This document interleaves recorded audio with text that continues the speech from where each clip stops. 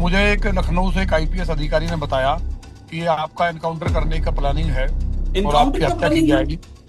हाँ, तो ये हत्या करेंगे तो पहले मैं यह बताइए कि अभी भी मैं देख रहा हूँ आपका शर्ट फटा हुआ है। आप वैसे के वैसे हैं, इसके पीछे क्या वजह है? देखिए बहुत तकलीफ है। वहाँ 50,000 गाय मैं पुणे दोहरा रहा हूँ, प्रतिदिन आज भी कट रही हैं।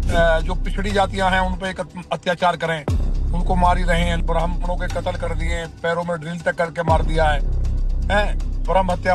और लगभग 50 करोड़ रुपए यहाँ से कमिश्नर के माध्यम से लूट करके चीफ सेक्रेटरी को जाता था। उसमें 50 कुछ करोड़ कमी आई। रुपए 50 करोड़ रुपए हर महीने? हर महीने, हर महीने पूरा अयोध्या को लूट लिया है। चीफ सेक्रेटरी का आदेश जो है, जैसा कि बता रहे हैं सब, कि अगर आपका राजपूत है तो आपकी जान बचेगी, नहीं मारे जाओगे। तो मैं तो राम कथा कर रहा था, राम भगवान राम क्षत्रिय थे, उन्हीं का गुणगान कर रहा था।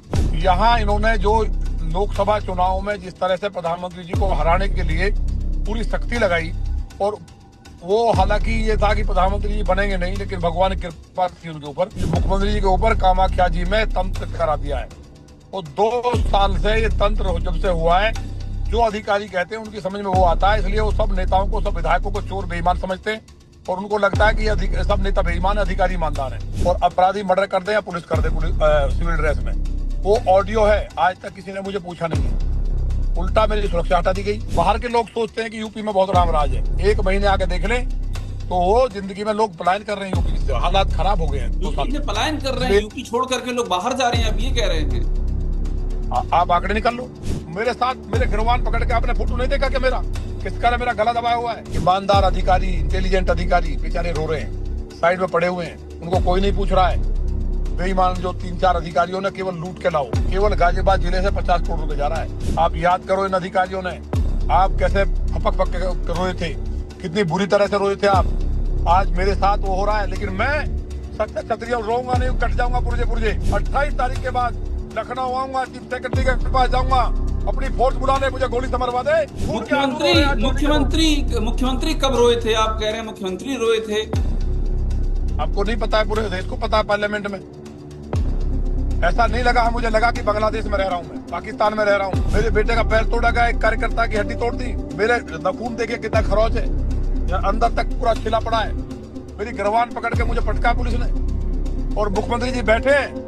अगर उनको तंत्र ना कराया होता, अब तक चीफ सेक्रेटरी जेल में होते, कमिश्नर जेल में होता। लेकिन मैं फिर हाथ जोड़ कह रहा हूँ, मैं तो ठाकुर हूँ, कम से कम मुझ पर तो कृपा करो। तो मैं तो क्षत्रिय हूँ, कम से कम प्रदेश में ये कहा जा रहा है कि चीफ सेक्रेटरी जो है क्षत्रिय है, वो क्षत्रियों की रक्षा करते हैं।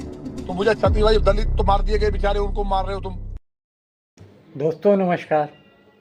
दोस्तों आज के वीडियो में मैं यूपी सरकार के अंदरूनी कलह और भारतीय जनता पार्टी की नेताओं और विधायकों की जो सरकार को के खिलाफ जो साजिश चल रही है उसके बारे में आपको बताने जा रहा हूँ। दोस्तों जिस तरीके से मार्च 19 मार्च को लोनी विधायक नंदकिशोर गुर्जर और पुलिस के बीच में जो मारपीट और कहासुनी का जो तांडव हुआ, उससे साफ जाहिर हो रहा था कि विधायक नंदकिशोर गुर्जर इस बात को लेकर आमादा है कि किसी न किसी तरीके से यूपी सरकार को, यूपी की बीजेपी सरकार को, जिसके मुख्यमंत्री योगी आदित्यनाथ जी हैं, उनको किसी न किसी तरह बदनाम किया जाए, उनकी छवि को धूमिल किया जाए। दोस्तों आपको याद होगा कि जब 2024 में लोकसभा चुनाव के परिणाम आए थे, तब भी ऐसा माहौल यूपी में क्रिएट किया गया जिससे लगे कि यूपी के सरकार और यूपी के चीफ मिनिस्टर योगी आदित्यनाथ प्रदेश को कंट्रोल करने में असफल हैं। उनको विफल बताने की साजिश की जा रही थी। उस समय भी ये लग रहा था कि जो सरकार में बैठे लोग हैं, मंत्री और डिप्टी सीएम भी योगी आदित्यनाथ के खिलाफ में झंडा उठाते हुए दिखे। इस बात पे गौर करना चाहिए कि सरकार में शामिल डिप्टी सीएम, विधायक और मंत्री वर्तमान सरकार में, जो कि उन्हीं की पार्टी की सरकार है, उसके खिलाफ में वो लामबंद हुए। इस बात में कोई शक नहीं किया जा सकता कि उनको ऊपर से कोई ना कोई ऐसा एश्योरेंस या शय दी जा रही थी कि आप झंडा ऊंचा कीजिए, हम आपके साथ में पीछे खड़े हैं। लेकिन ये तो किस्मत अच्छी थी योगी आदित्यनाथ की कि उनको संघ का साथ मिला और संघ ने पूरा जोर लगा दिया योगी आदित्यनाथ को बचाने के लिए। उसके बाद से योगी आदित्यनाथ में आत्मविश्वास बढ़ा और वो तब से अब तक की काफ़ी विश्वासपूर्ण दिखे और उन्होंने जो 10 उपचुनाव हुए उसमें 7 सीटें जीतकर यह बता दिया कि अभी भी उनमें बहुत कुछ दमखम बाकी है। जिस तरीके से आप देख रहे हैं कि एक विधायक, एक गाजियाबाद का एक विधायक किस तरीके से योगी शासन, प्रदेश की सरकार और पुलिस विभाग को लेकर आए दिन कुछ न कुछ विवादित बयान देने से नहीं चूक रहा है। आप सोच सकते हैं कि एक विधायक की इतनी हिम्मत हो सकती है कि वो प्रदेश में अपनी ही पार्टी की सरकार के खिलाफ में रोज़ एक ना एक विवादित बयान देकर सरकार को कटघरे में खड़ा करने की कोशिश कर रहा है। आपको याद होगा कि किस तरीके से उत्तर प्रदेश के उप मुख्यमंत्री कृष्ण कुमार मौर्य जी, जिस तरीके केशव प्रसाद मौर्य जी और पाठक जो कि डिप्टी सीएम के पद पे थे, दोनों ही मुख्यमंत्रियों की बैठक से नदारद थे और अपने विभागीय कार्यकाल में को छोड़कर वो दिल्ली में बैठे रहते थे। इस बात से साफ जाहिर रहता था कि उनको केंद्र से इशारा है कि आप किसी ना किसी तरीके से योगी सरकार को बदनाम करो, उसकी छवि को खराब करो और उनको मौका मिल जाए कि वो केंद्र से किसी आदमी को भेजकर यूपी की सरकार चलाने का जिम्मा सौंप दे। यानी कि एक बाहर से आदमी लाकर यूपी की सरकार में उसको चीफ मिनिस्टर के रूप में बैठा दिया जाए। हाँ, ये बात ज़रूर थी कि ऊपर से ये इशारा था कि आप लोग जो हमारे साथ में सरकार में रहकर हमारा साथ देंगे, हम आपको भी उपकृत करेंगे। यानी जो केशव प्रसाद मौर्य और जो दूसरे चीफ मिनिस्टर थे वो इस मुगालते में रहे कि उनको केंद्र का जो बरदाश्त प्राप्त है तो उन पे कोई भी आंच नहीं आएगी। इसी तरीके से अब जब चुनाव परिणाम आए हुए 7-8 महीने हो चुके हैं, तीसरी बार केंद्र में नरेंद्र मोदी प्रधानमंत्री बन चुके हैं, तो अब फिर वही एक पुरानी साजिश को फिर से लागू किया जाता दिख रहा है, ऐसी चर्चा चल रही है। ऐसे भाजपा के अंदर खाने इस बात की चर्चा चल रही है कि एक बार फिर योगी हटाओ मिशन को हवा दी जा रही है। वो भले ही छोटे नेताओं को और विधायकों को इस तरीके से उकसाया जा रहा है कि वो सरकार पर हमला करें और योगी जी की सरकार को धीरे अंदर ही अंदर दीमक की तरह खा जाएं और वहाँ पर एक बार नेतृत्व परिवर्तन हो। जैसा कि सभी जानते हैं कि 27 में एक बार फिर से चुनाव जाना है, इसलिए केंद्रीय नेतृत्व, भारतीय जनता पार्टी का केंद्रीय नेतृत्व योगी को असफल दिखाकर वहाँ पर किसी एक ऐसे व्यक्ति को मुख्यमंत्री के रूप में पेश करना चाहते हैं जो कि केंद्रीय नेतृत्व के आदेशों का अक्षरशः पालन करे। वो अपनी तरफ से कोई भी निर्णय लेने में सक्षम नहीं हो, क्योंकि योगी आदित्यनाथ एक सफल और प्रभावशाली मुख्यमंत्री के रूप में स्थापित होते जा रहे हैं। इसकी भूमिका की तो जांच होनी चाहिए। आप कह रहे हैं कि गांधी जी के खिलाफ अभियान चलाएं, किस तरह का अभियान होगा? 1 लाख लोगों के हस्ताक्षर करवा के 1 लाख लोगों के हस्ताक्षर करवा के मैं सुप्रीम कोर्ट में ये याचिका दायर करूंगा कि भाई गांधी को जिसे बाप मानना है माने, लेकिन हम हिंदू, हम जागरूक हिंदू, गांधी को कभी भी अपना बाप नहीं मान सकते, देश का बाप मानना तो बहुत बड़ी बात है। नहीं, यानी कि आपका कहना है कि सुप्रीम कोर्ट से आप ये आग्रह करेंगे कि जो राष्ट्रपिता की उनको उपाधि दे रखी है या कहा जाता है किसी ने नहीं दे रखी जाए, वो किसी ने नहीं दे रखी। किसी कोई संविधान का पद थोड़ी है राष्ट्रपिता, संविधान थोड़ी किसी को राष्ट्रपिता बना सकता है। ये तो कुछ पाखंडियों ने, कुछ उसके चमचों ने, कुछ उसके दलालों ने उसे राष्ट्र।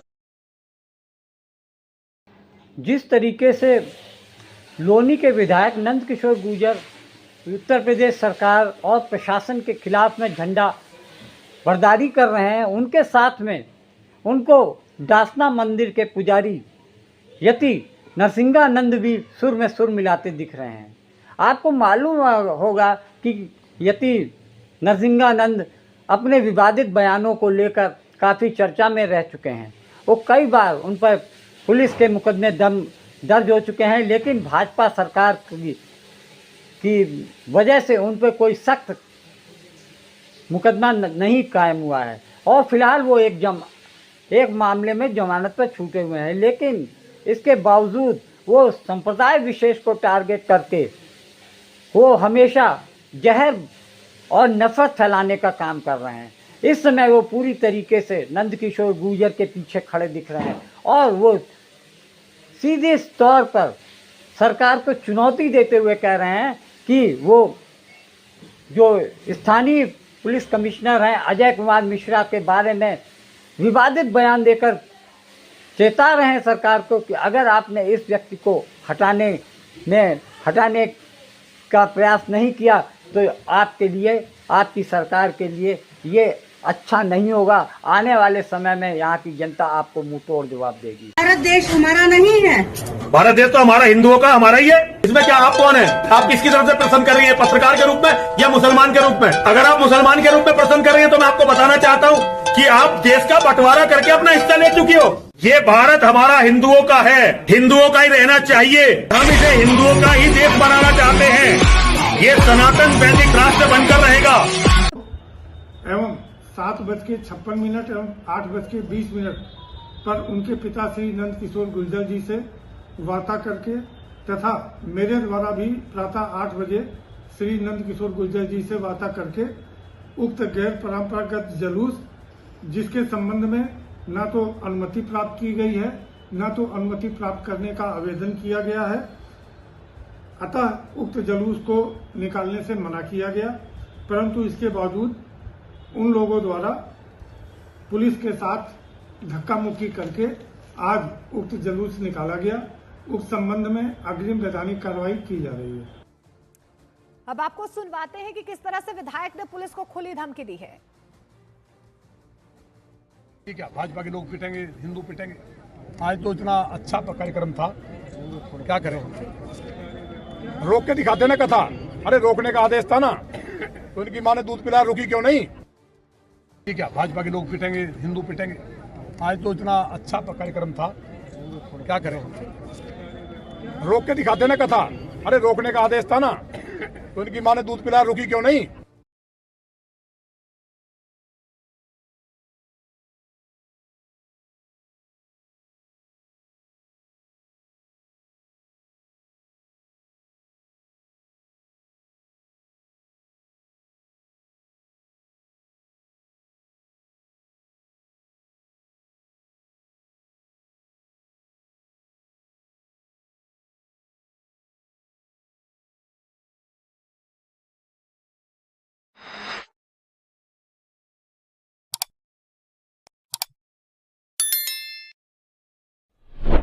आपको सारी राजनीति मुबारक।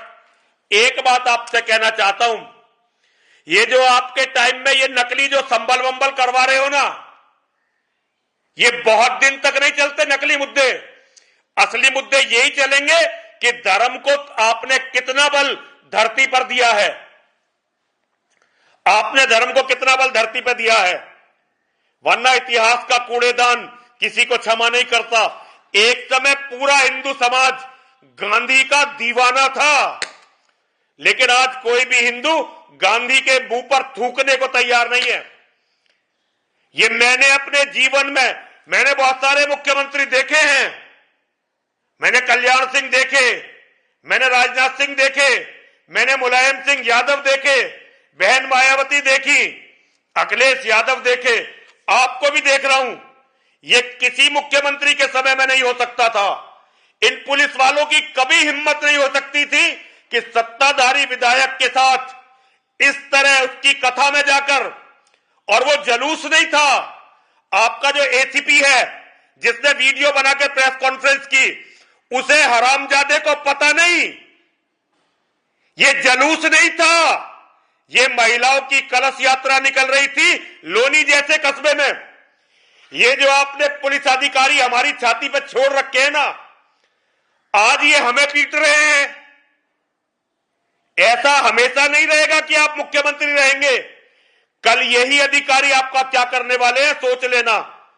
और उस दिन किसी की सहानुभूति नहीं होगी योगी आदित्यनाथ के साथ।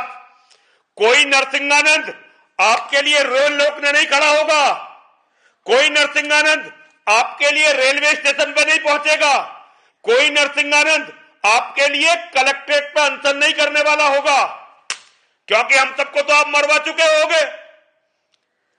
इन दो कौड़ी शराबियों के हाथ में आपके टाइम में पुलिस जितनी भ्रष्ट हुई, अधिकारियों ने जितना हिंदुओं का दमन किया हर तरह से, इतना कभी किसी सरकार में नहीं हुआ, कभी किसी सरकार में नहीं हुआ। आप क्या करोगे क्या ये आपकी मर्जी है। लेकिन अब अजय मिश्रा के यहां से तबादले तक, अजय मिश्रा नाम के इस राक्षस के गाजियाबाद से तबादले तक मैं किसी भी तरह का कोई अन्न, केवल जल पीऊंगा, सोमवार तक देखूंगा। मैं क्योंकि मां का एक अनुष्ठान कर रहा हूं, मां बलगामुखी का, इसलिए अभी कुछ नहीं कर रहा हूं, इसीलिए अभी मंदिर में बैठा हूं। लेकिन अगर सोमवार तक ये गाजियाबाद से नहीं गया, अगर सोमवार तक ये अजय मिश्रा नाम का ये राक्षस गाजियाबाद से नहीं गया, तो फिर इसी के ऑफिस में पुलिस लाइन में बैठकर अकेला बैठूंगा, किसी को लेके नहीं जाऊंगा, ताकि आपको लोगों को पिटवाने का, मरवाने का, एनकाउंटर करने का, हिंदुओं पे लाठी बजाने का मौका ना मिले। और अकेला जाकर क्या करोगे? मुसलमानों के हाथों तुम लोग मुझे मरवा दोगे।